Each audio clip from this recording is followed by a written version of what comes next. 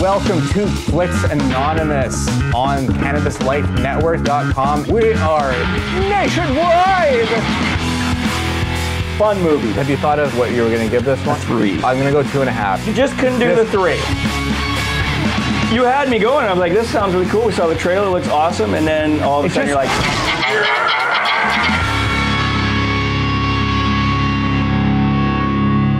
This is a weeper of a film. It's tragic. It's also got some romance to it. It's Derek Cianfrance's new film called The Light Between Oceans. Here's a look. Oh. Make a wish. God. So you just want everything to be good, you know?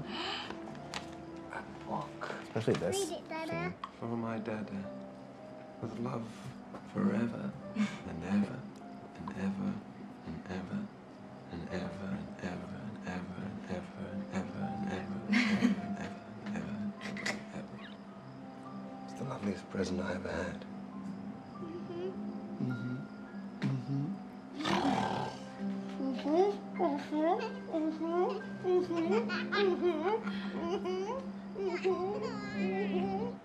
Oh. See, when I pick a lot of these clips for the show, sometimes we haven't seen the movie yet, so I'm just kind of like grabbing a clip that I think would work. That clip is so crushing now. Oh. It is so absolutely crushing.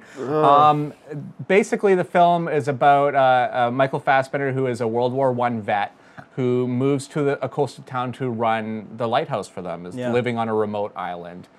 He meets Alicia Vikander. They have like a very quick romance and are very quick romance and are quickly married after. Very quick. And then they go to live on this island, and after a couple of miscarriages, they see a dinghy that is washing up on shore with a man's dead body in it and a baby still alive. Yeah. So they decide to raise this baby as their own. And not tell anybody. But it turns out the baby's mother lives in the same town that they live in.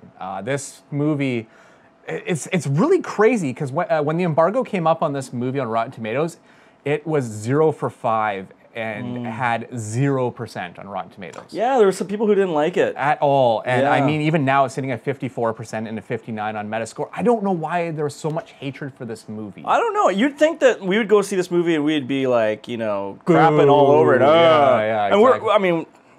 I don't mind a good romance movie or a good drama. If it's well done. If it's done well, if it gets you right in the feels. This movie really got me in the feels, man. Yeah. It was actually a very heavy movie. Yeah. It's a very slow burn.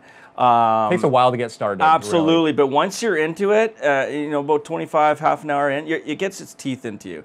And especially if you have kids. Yes. If you watch this movie and you have kids of your own, or you have a niece or a nephew or whatever, if you've got a relationship with a kid, this movie will absolutely tear you apart. And there's so many different directions that this movie kind of teases that it could go, and it always kind of flips things a little bit, and it continues the story, and all of a sudden there's a new wrinkle put in. It's just beautifully done, and Alicia Vikander is just... she's fantastic in this movie. She is. I think people are going to be really talking about her between now and Oscar. Oscar season. I wouldn't doubt that she gets at least a nomination or like in the running for a bit. Yeah. I think that she puts on very strong performances in a lot of the work she does. But this one is really good. And I thought Fassbender. You liked Fassbender a lot. Yeah, I do. I feel like the Fassbender is saying a lot without actually saying it. And I think there's a commanding portion to his performance that I really liked. Like Trevor said, the movie looks absolutely gorgeous. Oh, it's a gorgeous film. Beautiful lighting, beautiful cinematography.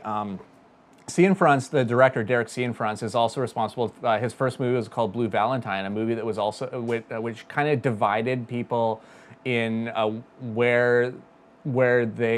what characters they believed in, what characters they followed. And I do believe that Light Between Oceans also does that thing where you want to either side with Michael Fassbender or you want to maybe side with Alicia Vikander in the decisions that they make and everything. So it is a very divisive movie, not as relationship ending as Blue Valentine could be at times. But yeah, well, because what they do a really good job in this film is giving you two different perspectives, two different stories. And so that's what I really appreciated. And it's like you said, it's going to be one of those films where you're kind of divided on as far as, you know, whose side, what would you do if you were in that situation? You got to put yourself in those shoes as well. And Yeah, beautifully shot movie. I'm kind of curious why it's so divided amongst critics. But I think this movie will do well on VOD or Netflix. I mean, if you can get a chance to go see this in the movie theater, for some reason, I immediately think of my wife and my mother-in-law would absolutely love this movie. But if you're a guy and you need to take a woman out for a nice date movie, don't worry. This movie is not going to bore you. It's just, you got to give it a chance. It's a very slow burn. Movie, it is. It's a very slow story.